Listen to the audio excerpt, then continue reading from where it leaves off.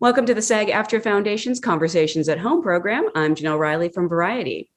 Before we're joined by our guest today, I want to let you know that the SAG-AFTRA Foundation is a nonprofit organization that relies entirely on donations to provide emergency assistance and free educational programs to SAG-AFTRA artists. This conversation is made possible thanks to the generosity of our supporters. Over the past year, the foundation has given nearly $7 million in COVID relief to more than 7,000 performers. So if you are a SAG-AFTRA artist and you need help, please ask. And if you can help, please give. Information can be found in the description of this video. Thank you for your support.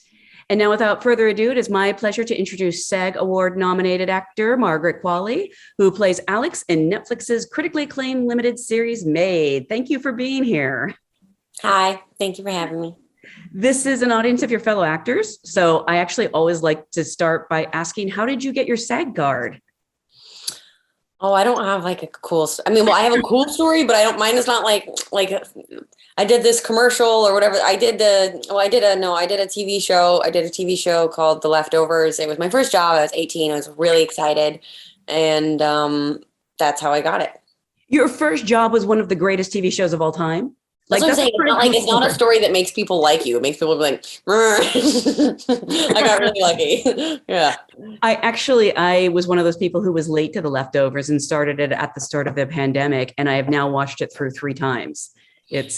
I loved doing that show. I had the best time, and I got to work with such talented people. I mean, Damon Lindelof is such a genius. And I had a blast writing with Peter Berg. It was I got real lucky.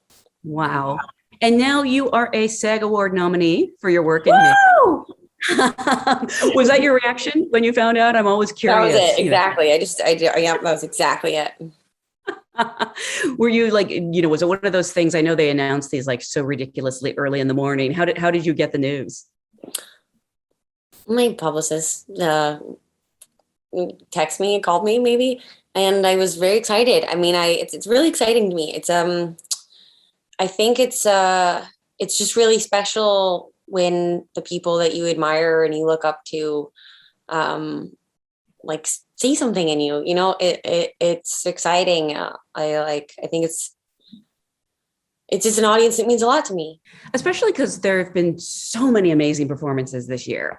Totally. In the TV landscape. It's phenomenal. I feel like everyone couldn't make anything for a minute, their all comes closed down and everyone was like, we're doing it hard. Yeah. So I'm actually curious, did the role of Alex come to you? Was it during the pandemic? Was it pre-pandemic? What was sort of, your state of mind when I don't know if you read a script or it was just a breakdown, but what were your initial thoughts about the project overall? Everything had been shut down for 6 months, maybe, when I got the script, and it was one of the first things to film in the pandemic, and I read it, and I would have loved it had it had not been the pandemic, but also it was one of those things where I was like, this is going great, sign me up, I'll be there, let's do it, I'm ready. But then it was also just an incredible material, and it's based off of Stephanie Land's memoir, and it's just a very moving, frustrating, specific story, and it was really exciting to try to fill her shoes to the best of my ability. Obviously Alex is based off of Stephanie's person, but it's a character and it's not entirely her, but What was the casting process like? Was it an audition or just I just auditioned.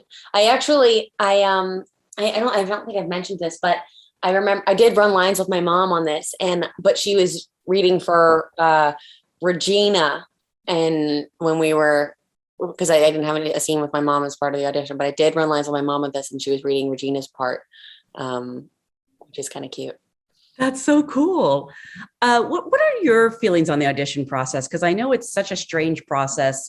I don't know of any other better way to do it, but it can be really challenging. How do you sort of go into that room and make your peace with, this process?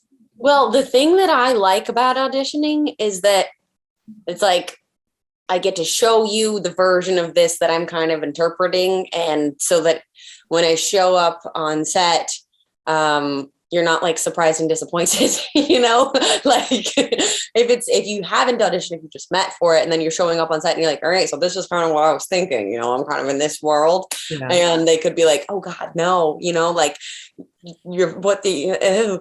And at least it's like, well, you agreed to this. Like you saw this, you heard this, you had like a general idea of what I was going to do. If you audition. And I also, I don't know, maybe it's the dancer in me or something, but like, I do like getting the thing, you know? I like chasing the thing and getting the thing. I remember talking to an actor once who said that because very few actors will admit to liking auditions, but he's saying that it's also his chance to audition the filmmaker, you know, because that's true. Maybe you won't jibe. I mean, what a good ballsy way of looking at things. Yeah. I mean, I would love if that's how I thought about it. I'm like, see if I want to work with this person. I like that. I like that mentality. I'm going to try to adopt it, but I don't know that I can. Like, I remember someone giving me advice when they were like, okay, so in a meeting, like lean back because that makes people think you're confident and don't nod. And so now I like went into a meeting and I was just like, so what do you think? I don't think it panned out very well. I remember years ago, Paul Bettany saying he liked to audition because if someone tried to fire him, he could say, you knew what I was bringing. Like, right, that's kind of what I was getting at. Yeah, it's kind of like, it's like, all right, we're both like agreeing upon this thing. Like, I'll go off and work on it more. It'll be better or different than this, but like, you got a sense of it. Of course, that begs the question, who's trying to fire Paul Bettany? But totally. But I always feel like I don't really get comfortable until I'm like, they don't have the budget to fire me anymore. But with Netflix, like, you can always be fired. I'm just kidding. No, Netflix is so great. I'm not trying to, you know, bite the hand that feeds me. That's the last thing I'm trying to say. I'm just saying that I think they would have enough money to fire me if I was terrible. You mentioned your real life mother, Andie MacDowell, who plays Alex's mother, Paula. And I heard it was your suggestion to cast her. It was. First of all, my mom's just like an incredible, incredible actor. And I should be so lucky to have the opportunity to work with her. And then on top of that, it was something that I'd always wanted to do. Like I'd always had it in my mind, like, and one day I'll work with my mom. And it'll be special and we'll do some kind of mother-daughter thing, whatever. But I just didn't anticipate it being this early because I very much wanted to, you know, go out there and make a name for myself. I didn't really feel like I'd done that, but I did see an opportunity to do some really cool work with my mom maybe. And I think that one of the many lessons that I learned during the time of the pandemic, or obviously we're still in it, but is that like I shouldn't be so precious about things. And if I have the opportunity to do something, I shouldn't be saving it for later because who knows if there is a later. Hashtag YOLO. Anyway, but yeah, my mom plays Paula and she's phenomenal in it. And I'm so lucky I got to work with her. What was it like? Because Paula and Alex obviously have a fairly toxic relationship in the show. What was it like to play those scenes with her? Was it kind of fun and freeing, or was it upsetting? It's crazy to do. Like, it's super duper weird to do that. I mean, in one way, it's like the biggest gift to walk into the room and be like, hey, mom, and then have it be your actual mom. Like, it lands different. It's just a different feeling. It's my literal mother right here. And that's such a gift. And it's so nice. It makes my job so much easier. But then at the same time, I mean, it's wild to like, I think it's episode 4, Paula lets Alex down and Alex is in the bar with her mother. And she's like, you're the worst mother ever. You've never done anything for me. And I hate you. Bye. And just to like try to mean that as much as you can and yell at your mom in that way it's strange, but she's like the most professional and we had the greatest time together. I mean, we didn't have to do much like mother-daughter bonding exercises or anything. I'm kind of amused because it's Groundhog Day. So having this conversation Yeah, it's funny right. to me. I don't know if that's a special holiday at your house, but It actually kind of is. Like, I didn't grow up watching her movies too much, but Groundhog Day was one that we always really celebrated, and we'd watch Groundhog Day on Groundhog Day. And wow, that's yeah, so it was cool. cool. It was cool for me too. How did she, was there a moment when you told her you wanted to be an actor, and how did she feel Yeah, about that? Oh, okay. I grew up dancing, and I was real serious about it, and that was gonna be my profession, and like it or not, that was how I was. And then, but then I realized, like it's gonna be terrible for me because I could do it, but I'm not like the best, And when you're not the best and you're trying to do ballet, like it's a really challenging life. Mm-hmm.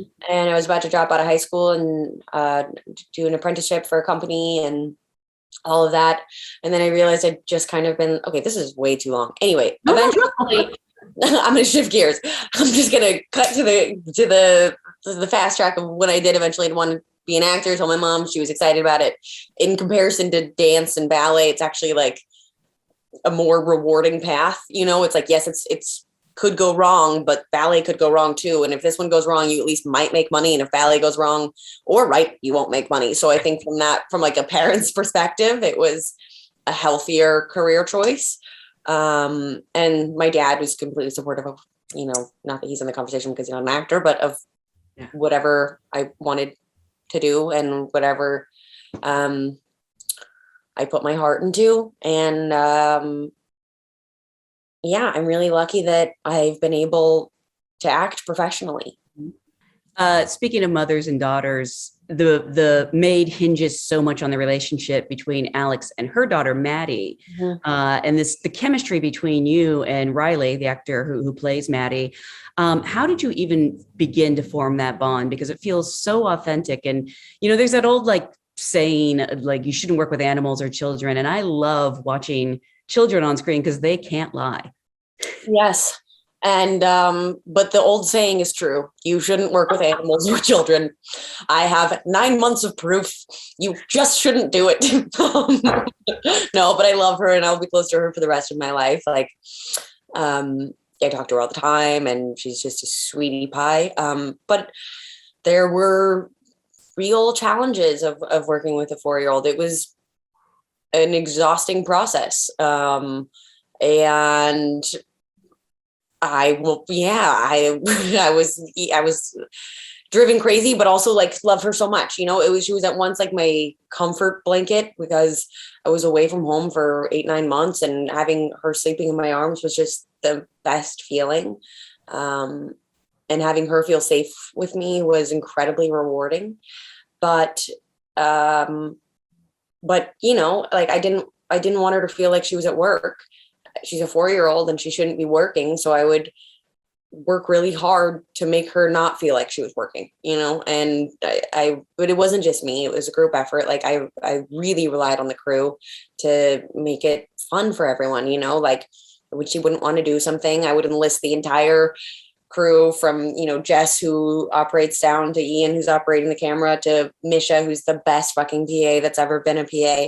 And we would do happy dances, or, someone would be making up like, okay, well, if we do this, then like, I'll have a special man Cam, which, the second AD, make something with your Play-Doh while during the scene. Like everyone was working together because we all wanted, to get through the day and to have it be the best experience because also everyone loves Riley. Like, she's freaking adorable. Like, why not make a 4-year-old live in some kind of wonderland, for the time being, rather than have it be like, well, you have to do this or else. That was a very long-winded answer. No, I'm curious because I didn't realize she was that young. That's really young. Yeah. And to some degree, it almost feels like I don't want to say that you're also her acting coach, but in some ways you're having to urge her on in these scenes. Yeah, no, I mean, we would practice every weekend. I would have her over on Sundays, and I had a car seat in the back of my car, and we'd go and do the thing that we were going to do. Like if there was a scene where I was going to be cooking her pancakes, I cooked her pancakes before so that she'd feel like we'd done it, and like if there was a scene where we were going to the grocery store, we'd go to the grocery store together or whatever it was. Obviously I wasn't like going to try to create some traumatic experiences for her on our Sundays, because there was plenty of those on screen. But that was also very sweet. And this is like such a selfish, terrible thing to say. But whenever anyone would yell at me, she would get so upset. And it did feel great. Like she would like not, she like hated Nick Robinson, who played Strawn. And the first time she met my mom, she was not into it because Paula was acting crazy. Yeah. And so when anytime, pretty much this really is just like feeding my ego. It's ridiculous. I shouldn't be talking about it. But I'm going to go back to my thing where I just sit back here and nod and don't say anything. Okay, I'm not supposed to nod.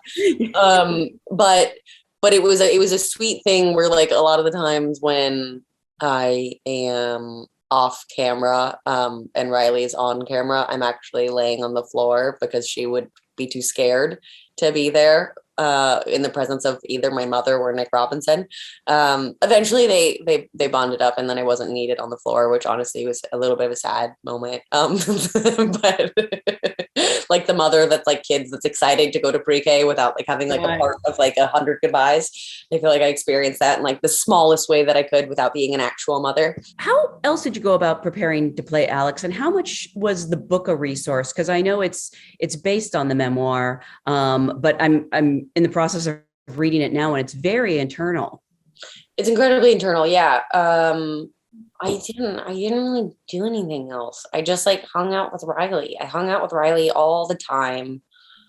And, you know, I worked with Julianne Nicholson once, and I just think she's the most amazing actor. And I was like, Julianne, how are you so good? Like, what's the trick? Can you just tell me?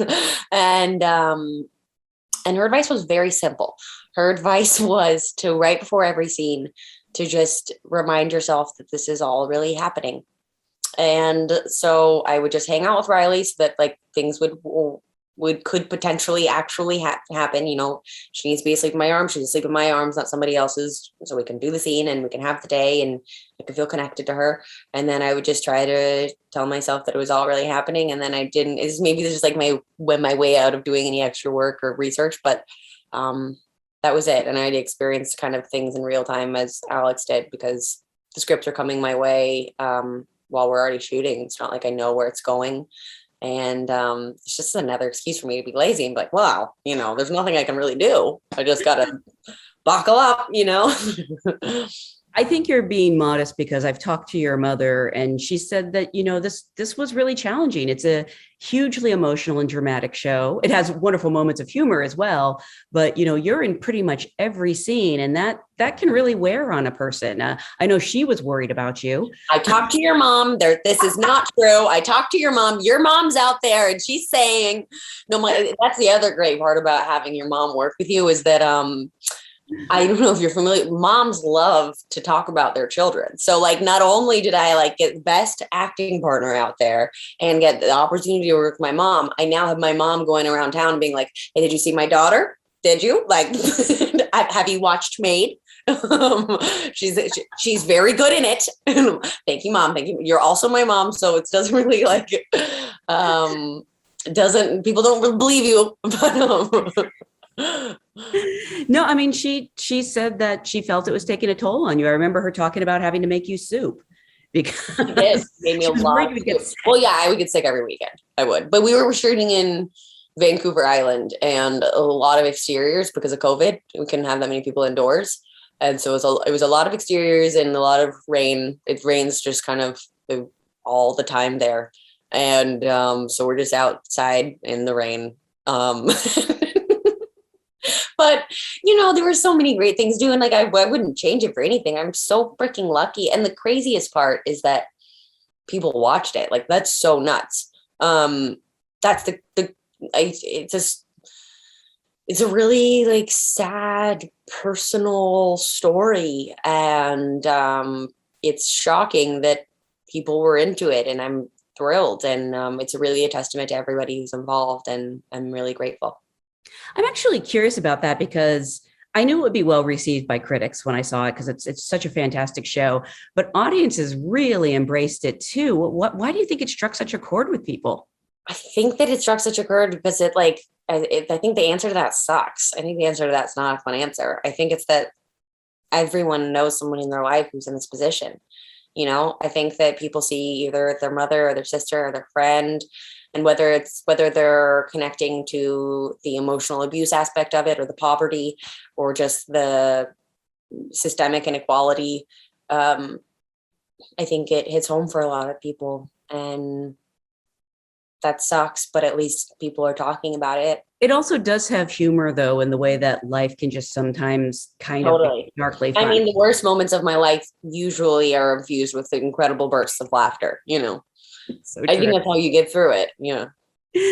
And I think it's so great that it's not just about, you know, primarily a female character. It's filled with female creatives behind the scenes. Mhm. You know, your showrunner, Molly Smith Yeah. Metzler. And Yeah. I know Margot Robbie is one of your EPs. Yeah. There's Yeah. a lot of female writers and directors.